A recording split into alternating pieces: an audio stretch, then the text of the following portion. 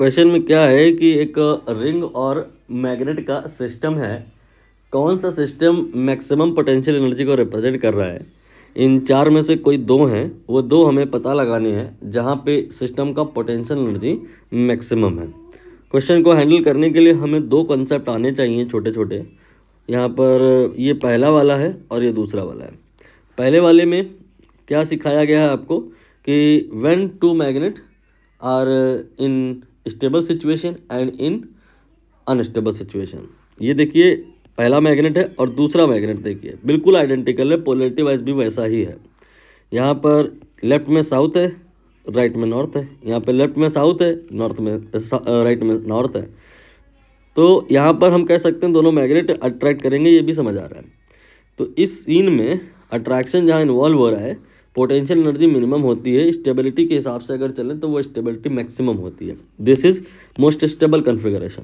But अगर एक magnet ऐसा है और दूसरा मैग्नेट इस वाले को आप रोटेट करके 180 फिर से रख दो, यहाँ मतलब नॉर्थ आ जाए और यहाँ साउथ आ जाए, पोलैरिटी अपोजिट हो गई, तो फिर इन दोनों मैग्नेट में रिपल्शन आने लग जाएगा।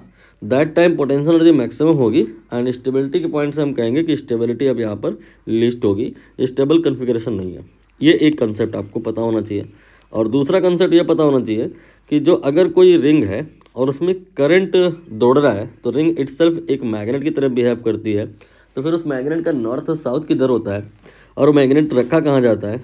तो वो जो मैग्नेट रखा जाता है माना जाता है वो रिंग की एक्सिस पे माना जाता है। यहाँ पर आप रिंग को हटा करके जहाँ पर मैंने हाईलाइट किया है मान सकते हो एक मैग्नेट रखा है। तो फिर उस मैग्नेट का नॉर्थ और साउथ कैसे पता चलेगा? आपने अपने राइट हैंड की फिंगर्स को रोटेट करना है।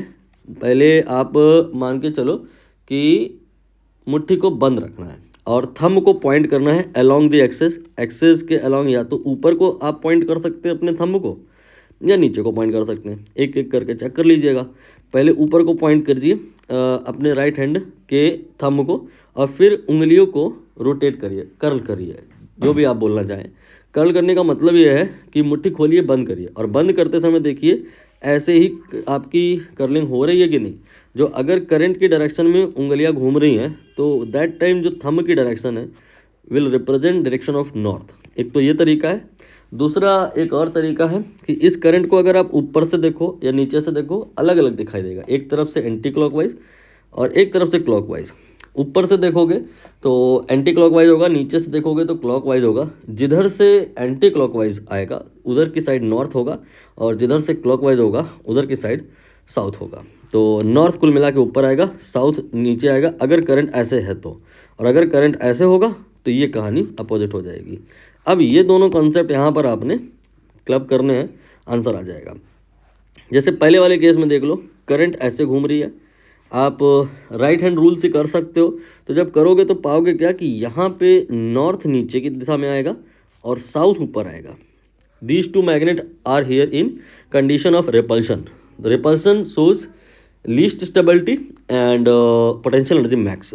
तो यहाँ पर मैक्स पोटेंशियल एनर्जी है, जबकि आप यहाँ पे अगर देखो दूसरे वाले में तो इसमें तो कोई चेंज नहीं आया बट इसमें चेंज आया।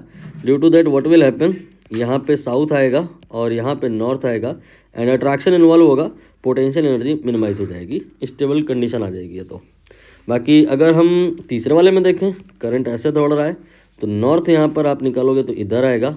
यहाँ पे अट्रैक्शन इन्वॉल्व हो रहा है, स्टेबल कन्फिगरेशन है और यहाँ पे पोटेंशियल एनर्जी मिनिमम है। ठीक है, लास्ट वाले को देख लो। यहाँ पे करंट ऐसे दौड़ रहा है तो फिर यहाँ पर नॉर्थ जो आएगा ऊपर की दिशा में आएगा, साउथ नीचे आएगा एंड रिपल्शन इन्वॉल्व हो रहा है। Repulsion shows least stability and potential energy max. तो यहाँ पे आप देख पा रहे होगे पहले में और चौथे में पोटेंशियल एनर्जी मैक्सिमम है, 1 और 4 पोटेंशियल एनर्जी मैक्स।